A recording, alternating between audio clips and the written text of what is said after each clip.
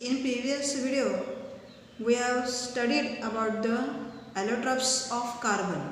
So in that, we have seen crystalline forms of carbon, and that are diamond, then fullerenes, and third one is graphite. So we studied about these all crystalline forms of the carbon, their properties and the uses. Now in this video we are going to study about the non-crystalline forms of the carbon, or it is also called as the amorphous forms of carbon. So the arrangement of the carbon atoms in this form is not regular. So therefore this is called as a non-crystalline forms. इथं हे जे non crystalline forms आहेत कार्बनचे, तर याच्यामध्ये ॲटमची जी arrangement आहे तर ती रेग्युलर नसते, म्हणजे नियमित नसते. So that is a different at different substances. So therefore it is called as a non crystalline forms. For example coal, charcoal, coke, all these are the non-crystalline forms of the carbon. So in that, first one is a coal. So now we are going to get some more information about the coal. So coal is a fossil fuel. You know about that. Coal काय आहे? Fossil fuel आहे. So it is contains. आता याच्यामध्ये main components कुठले असतात पहा. It contains the carbon, hydrogen and oxygen. याच्यामध्ये main component जे आहेत तर ते कोणते आहेत?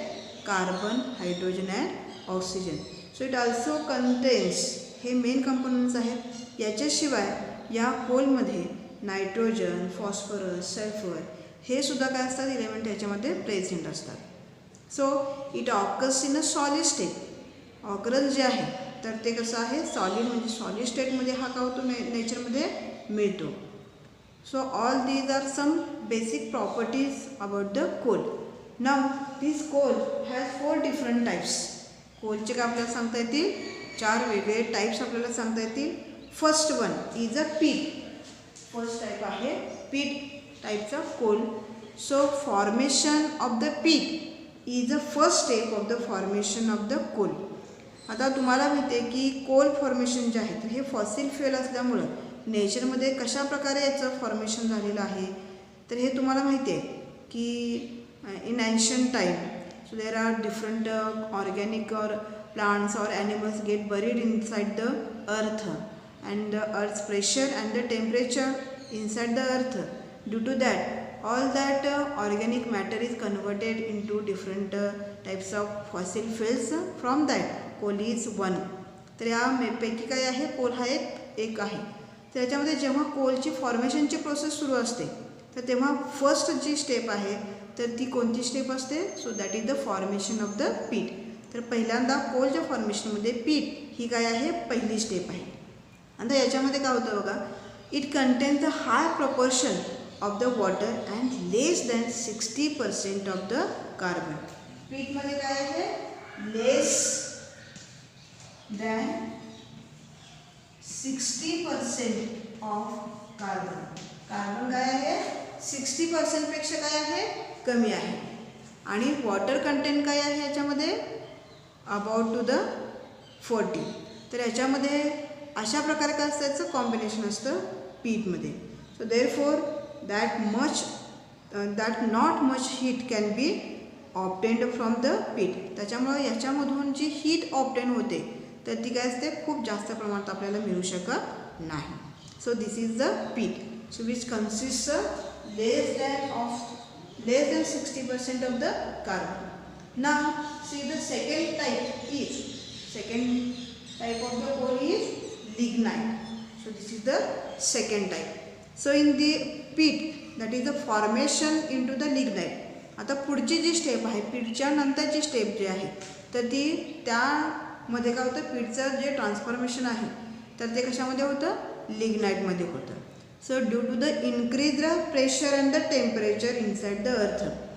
कारण ही काय होतं? जास्त टेम्परेचर आणि प्रेशर जे आहे अर्थचं वरून पडणारं प्रेशर आणि आतून असणारं काय आहे? अर्थचं टेम्परेचर याच्यामुळं काय होतं, या पीठचं ट्रान्सफॉर्मेशन जे आहे तर ते कशामध्ये होतं, लिग्नाइटमध्ये होतं. And therefore it contains the 60 to 70% of the carbon and less amount of the water. So it is the second step of the formation of the coal. Coal formation मध्ये ही आपल्याला सेकंड स्टेप आहे असं आपण म्हणू शकतो, ज्याच्यामध्ये काय आहे 60 to 70% ऑफ कार्बन, एवढं काय आहे कार्बनचं प्रमाण याच्यामध्ये आपल्याला सांगता येईल. कशामध्ये, लिग्नाइटमध्ये. So this is the second step of the formation of the coal. Now third one is a bituminous coal. Third type जो आहे कोलचा तर तो कोणता आहे, bituminous type of coal. So it is formed as a third step of the formation of the coal and it consist of 70 to 90% of the carbon. तर आपल्याला ही जी बिट्युमिनस कोलची जी ही step आहे तर ती थर्ड स्टेप आपल्याला सांगता येईल in the formation of the coal. And it consists of the 70 to 90% of the carbon. तर याच्यामध्ये जास्तीत जास्त किती 70 to 90% एवढा कार्बन आपल्याला मिळू शकतो. Now the fourth one that is a anthracite. Fourth type of the coal is anthracite type of coal. So it is known as a pure type of coal because it consists of the 95% of the carbon. It consists of 95% of carbon and this type of coal is a hard one.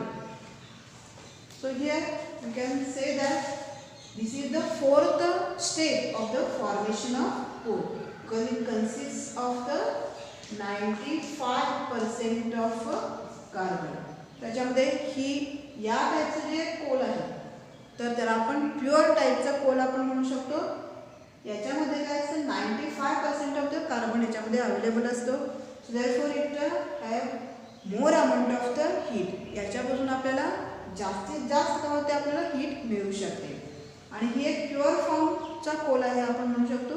And this is the last step in the formation of the coal. ही काय आहे, कोलच्या फॉर्मेशनमधली last step आहे असं आपण म्हणू शकतो. So this is the non crystalline form of the carbon. तर हे काय आहे, पहिला आपण टाईप सांगू शकतो कोल. आता याच्यानंतर सेकंड जे आहे तर ते charcoal. Second one is a charcoal. So charcoal, the charcoal that made up from the animals, it is made up from the bones and is also made up from the horns etc. So on the other hand the charcoal made up from the plant that is formed by the combustion of the wood in the insufficient supply of the air. Charcoal जे आहे तर ते animal पासून पण तयार केलं जाऊ शकतं, त्याच्या बोन्स पासून किंवा त्याचे जे हॉर्न्स आहेत त्याच्यापासून पण हे काय होतं, चारकोल तयार केलं जाऊ शकतं. त्याच्यानंतर त्याशिवाय चारकोल जे आहे तर ते प्लांटपासून पण काय केलं जातं, तयार केलं जाऊ शकतं. So combustion of the wood म्हणजे लाकूड जे आहे तर त्याचं ज्वलन केलं जातं इनसफिशियंट अमाऊंट ऑफ एअर, म्हणजे अपुऱ्या प्रमाणात ऑक्सिजन किंवा एअर जे आहे तर त्याच्या सप्लायमध्ये वूडचं जे कन्व्हर्जन आहे तर ते चारकोलमध्ये आपण करू शकतो. So this is the charcoal. Now what are the uses of the coal. आता आपण बघूया युजेस ऑफ द कोल. हे कोल जे आहे तर त्याचे यूज काय काय आहे, कुठे कुठे याचा काय केला जातो, यूज केला जातो हे आपण बघूया. Uses of the coal. Coal is used as a fuel in different factories and at the home also. तर कोल मेनली हीटसाठी याचा यूज केला जातो. तर त्याच्यामुळे डिफरंट टाईपच्या फॅक्टरीजमध्ये ॲज अ फ्युएल म्हणून किंवा घरांमध्ये सुद्धा ॲज अ फ्युएल म्हणून इंधन म्हणून याचा वापर केला जातो. Coal is also used to obtain the coke, coal gas and coal tar. याचा कोल गॅस किंवा कोक तयार करण्यासाठी किंवा कोल टार जे आहे तर ते बनवण्यासाठी पण कोलचा यूज केला जातो. Coal is used in the thermal power plants for the generation of the electricity. तर ॲक्च्युली थर्मल पॉवर प्लांट जे आहेत म्हणजे औष्णिक विद्युत वीज निर्मिती केंद्र जे आहेत तर अशा ठिकाणी कोलचा इंधन म्हणून जे आहे तर त्याचा यूज केला जातो. These are some uses of the coal. Now third one is a coke. Third type is a coke. So what is this coke? Coke, that is a pure coal that remains when coal gas has been taken away from the coal. It is called as a coke. एखाद्या pure जे फॉर्ममध्ये असणारं जे Coal आहे तर त्याच्यामधून Coal gas जेव्हा काय केला जातो रिमूव्ह केला जातो आणि जे राहतं शिल्लक तर त्याला आपण कोक असं आपण म्हणू शकतो. म्हणजे प्युअर जो काय कोल आहे तर त्याच्यामधून कोल गॅस जेव्हा रिमूव्ह केला जातो आणि जे काय त्यात रिमूव्ह केल्यानंतर जे काय शिल्लक राहतं तर ते जे आहे तर ते कोक असं त्याला आपण म्हणू शकतो. Now some uses of the coke. Some uses of coke. So coke is also used as a fuel. तर हे डोमेस्टिक फ्युएल म्हणून वापरलं जातं म्हणजे घरांमध्ये आपण काय केला जातो याचा इंधन म्हणून वापर करतो. It is also used for the reducing agent. रिडक्शनच्या प्रोसेसमध्ये रिड्युसिंग एजंट म्हणून या कोकचा यूज केला जातो. आणि it is also used for production of the water gas.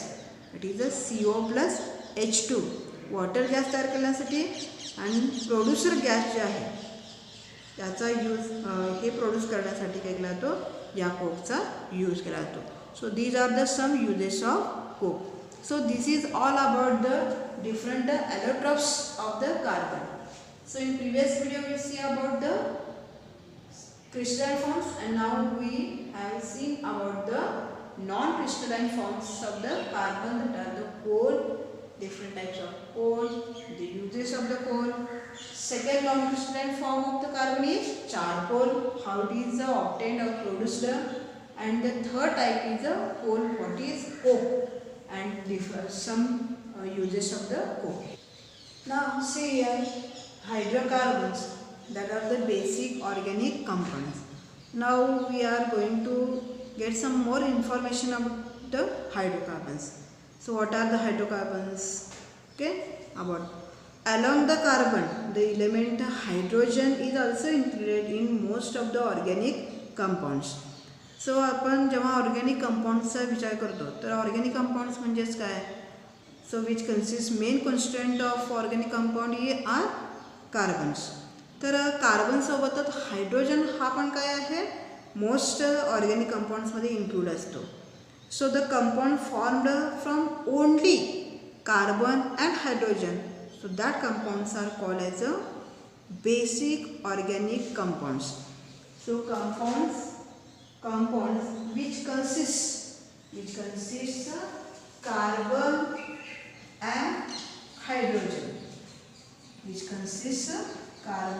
and hydrogen, so that compounds are called as a basic organic compounds. अशा कंपाऊंड्सना आपण basic organic compounds असं म्हणू शकतो.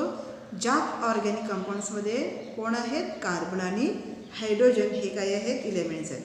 So that are also called as a hydrocarbon. तर त्यांना आपण carbon आणि hydrogen असल्यामुळे त्यांना आपण काय म्हणू शकतो hydrocarbon. So that are also called as a hydrocarbons. So what are the hydrocarbons? Hydrocarbons are the compound formed only from carbon and hydrogen, so that are called as a hydrocarbons. त्यांना आपण hydrocarbons असं म्हणू शकतो. Now see the electronic configuration of the carbon. You know about that. What is the electronic configuration of the carbon? That is the 2 and 4. So in the first shell 2 electrons are present, and in the second shell so there are 4 electrons are present. If the 4 electrons are added to the second orbit of the carbon, the octet becomes complete, and its electronic configuration also becomes the stable like that of the nearest inert gas, that is a neon. तर यामध्ये या second सेलमध्ये आणखीन जेव्हा आपण काय करतो 4 electrons add करतो तर तेव्हा त्याचं जे ऑक्टेट आहे तर ते काय होतं कम्प्लीट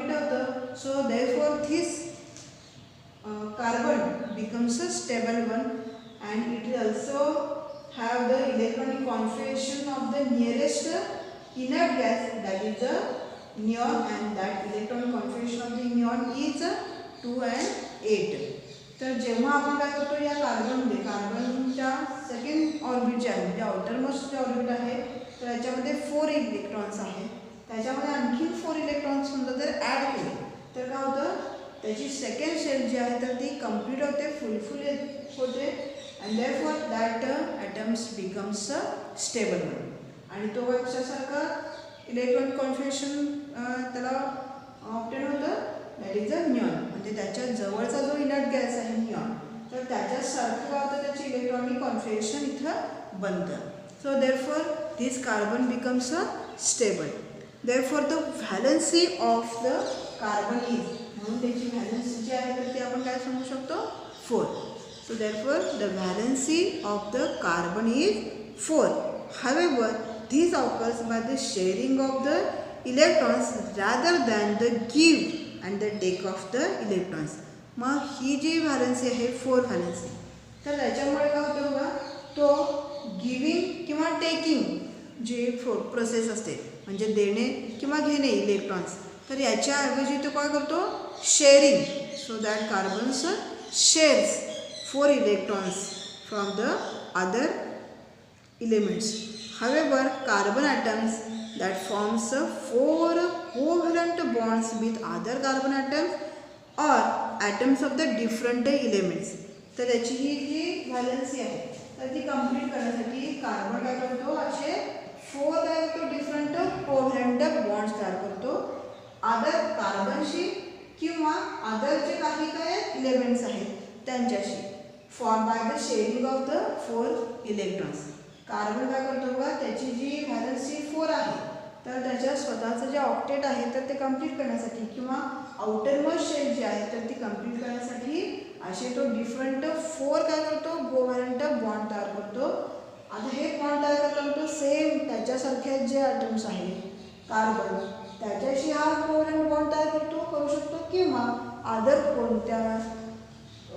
काही एलिमेंट्स बरोबर सुद्धा करू शकतो, तो कोव्हलंट बॉन्ड्स तयार करू शकतो. So when carbon atom shares and electrons with such each with the 4 hydrogen and forms of the 4 CH bonds, so that methane molecule is formed. आता जेव्हा हे जे शेडिंग आहे किंवा हे जे कोव्हलंट बॉन्ड्स आहेत तर तो काय करतो, जेव्हा हे कोव्हलंट बॉन्ड तो हायड्रोजनशी करतो आणि त्याच्यामध्ये काय होतं, कार्बन आणि हायड्रोजन असं काय होतो बॉन्ड तयार होतो, तर तेव्हा जे तयार होणारं जे काही कंपाऊंड आहे so that compound is methane. तर तेव्हा तिथे काय तयार होतो, मिथेन तयार होतो. कार्बन जेव्हा हायड्रोजन बरोबर अशा प्रकारे 4 वेगळे काय करतो, कोव्हलंट बॉन्ड तयार करतो, तर तेव्हा तिथं कार्बन आणि हायड्रोजन यांच्यामध्ये बॉन्ड तयार होतो आणि जे कंपाऊंड तयार होतो तर ते काय आहे, मिथेन आहे. So the molecular formula for the methane, या मिथेनचा मॉलिक्युलर फॉर्म्युला जो आहे तर तो आपल्याला किती सांगता येईल, molecular formula. So molecular formula for methane,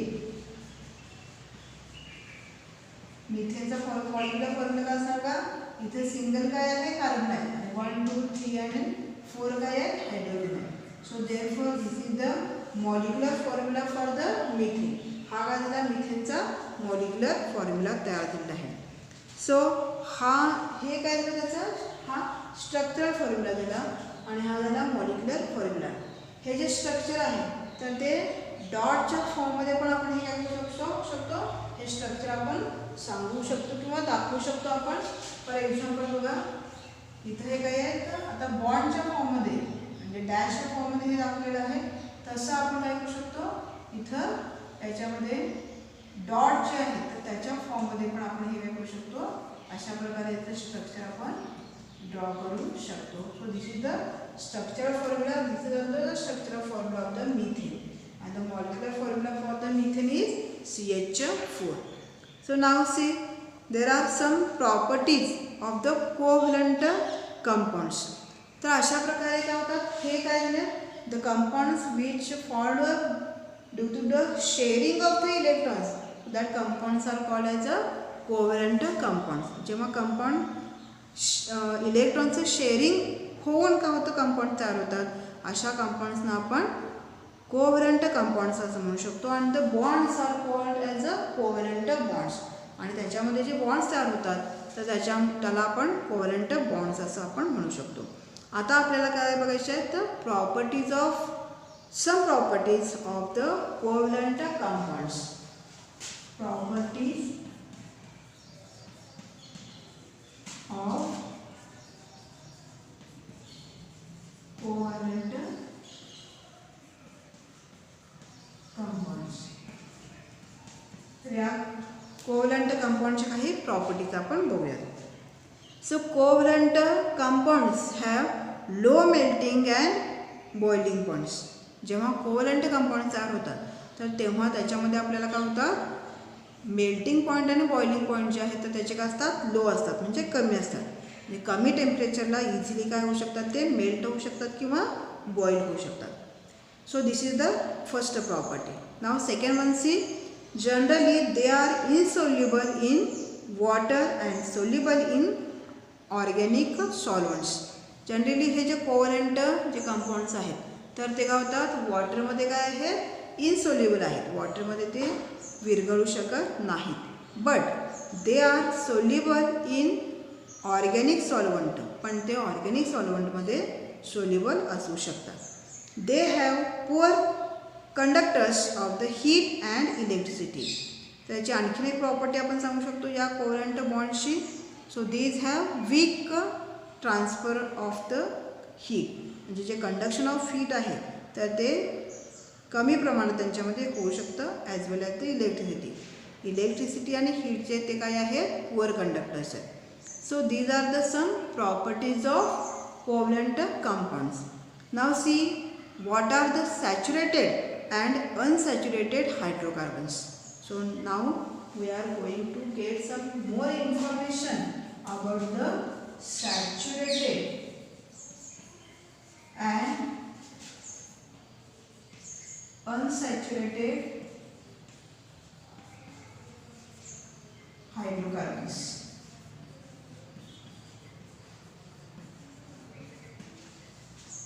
Saturated and unsaturated hydrocarbons. Now see the carbon atom exhibit the characteristics property. तर आता आपण बघितलं की या कार्बनकडे काय आहे, एक युनिक प्रॉपर्टी आपल्याला दिसली येते, कॅरेक्टरिस्टिक प्रॉपर्टी आहे, गुणधर्म आहे आपल्याला सांगू शकतो आपण. So it can forms the chain of the carbon atoms by forming the covalent bonds with other carbon atoms.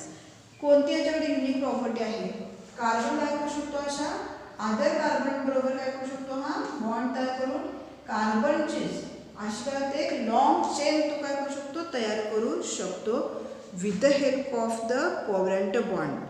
कारण तो काय करू शकतो, इलेक्ट्रॉन शेअर करत असल्यामुळे त्याच्यामध्ये कोव्हलंट बॉन्ड्स तयार होतात आणि अशा प्रकारे अदर कार्बन ॲटम्सशी काय करू शकतो, तो शेअरिंग करू शकतो and that forms a long chain of the carbon atoms. So the hydrocarbons having only single bond between the carbon atom, so that are called as a saturated type of hydrocarbons. आता जेव्हा हे sharing होतं किंवा कोव्हलंट bond तयार होतात तर तेव्हा हायड्रोकार्बनमध्ये फक्त काय असेल, जर सिंगल बॉन्ड जर असेल हायड्रोजन आणि कार्बन यांच्यामध्ये, so that is called as a saturated hydrocarbons. For example see ethane, that is the example of the saturated hydrocarbons. Here in this ethane 2 carbon atoms are present that forms a single bond to hydrogen. So this is the structural formula for the ethane. हा काय आहे, इथेनचा structural formula आहे. Molecular formula of the ethane is C2H6. This is the molecular formula for ethane. So this is the saturated type of hydrocarbon which consists of the single bonds. या सगळ्यामध्ये तर hydrogen आणि carbon या सगळ्यामध्ये आपल्याला काय दिसतं, सिंगल बॉन्ड तयार झालेला आपल्याला दिसतो. So this type of hydrocarbons are called as a saturated hydrocarbons. Another example of this saturated hydrocarbon is propane. तर आणखीन एक आपण याचा एक्झाम्पल सांगू शकतो propane which having 3 carbon atoms. याच्यामध्ये काय आहेत नंबर ऑफ कार्बन ॲटम्स किती आहेत 3 आहेत and that forms a single bond with hydrogen. आणि शिवाय याच्यामध्ये काय आहे प्रत्येकामध्ये हायड्रोजन आणि कार्बनमध्ये आपल्याला सिंगल बॉन्ड दिसतो. So this is the structural formula for the methane. Now see what is the molecular formula. So here 3 carbon atoms are present and number of hydrogens are 1, 2, 3, 4, 5, 6, 7 and 8. So here this. So C3H8. This is the molecular formula for the propane. So these two examples of the saturated hydrocarbon. Saturated hydrocarbons are those hydrocarbons which consist the single bond between carbon and hydrogen. Carbon आणि hydrogen मध्ये जेव्हा single bond असतो म्हणजे फक्त एकच bond असतो तर तेव्हा त्या हायड्रोकार्बन्सना आपण सॅच्युरेटेड हायड्रोकार्बन्स आपण म्हणू शकतो. Now see some hydrocarbons have the multiple bonds between 2 carbon atoms. आता काही हायड्रोकार्बन जे आहेत तर त्यांच्यामध्ये एकापेक्षा काय आहेत जास्त काय असतात बॉन्ड्स तयार झालेले आपल्याला दिसतात in between the hydrogen and carbon. The multiple bond can be double bond और ट्रिपल बॉन्ड्स. आता हे मल्टिपल बॉन्ड्स म्हणजे किती बॉन्ड्स तयार होऊ शकतात एक तर डबल बॉन्ड तयार होऊ शकतो किंवा ट्रिपल बॉन्ड्स तयार होऊ शकतो because the valency is 4. Okay so when the hydrocarbon consist of double or triple bonds. So the bonds are more than 1. So that type of hydrocarbons are called as the unsaturated hydrocarbons. So hydrocarbons having at least one multiple bond are ethyne. त्याच्यामध्ये उदाहरण आपण example सांगू शकतो इथाईनचा एक multiple. आता इथं minimum किती असणार आहे हे आहे ethyne having triple bond. So here H and H. Therefore the molecular formula is C2H2. Here having carbon and carbon having triple bonds. So this is the example of the ethane. The molecular formula is C2H2 which having a triple bond between the carbon and carbon. Now see the propene. See here propene. Here 3 carbon atoms are present and here this consists of the double bond. Here H and this one. So the molecular formula is C3 and H 1, 2, 3, 4, 5 and 6. So the molecular formula for the propene that is the C3H6. So CH3, CH2 and CH2. So this is about the propane. Now propyne that is another one. Propyne is also consists of 3 carbon but carbon atom having triple bond. Here 1, here 1 and here 2 hydrogens are present. So the molecular formula is C3H1, 2, 3 and 4. So this is the propyne which having triple bond. So here consists triple bond, here one is double bond, here are also present a triple bond. So here the hydrocarbons which consists of at least one multiple bond. So that hydrocarbons are called as the unsaturated hydrocarbons. Hydrocarbon मध्ये ज्याच्यामध्ये at least एक multiple bonds असेल तर अशा हायड्रोकार्बन्सना आपण unsaturated hydrocarbons असं आपण म्हणू शकतो. So these are some examples of unsaturated hydrocarbons.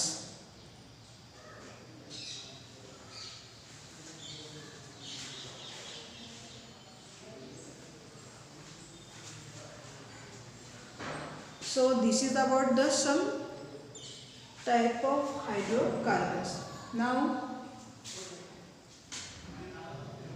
so exercise for this video is write down the different types of coal and the properties and uses of the non-crystalline forms of the coal, non-crystalline forms of the carbon, and then write the definition of the hydrocarbons, molecular and structural formula for the methane, and definitions of saturated and unsaturated hydrocarbons, and the examples of these saturated and unsaturated hydrocarbons. So this is the exercise.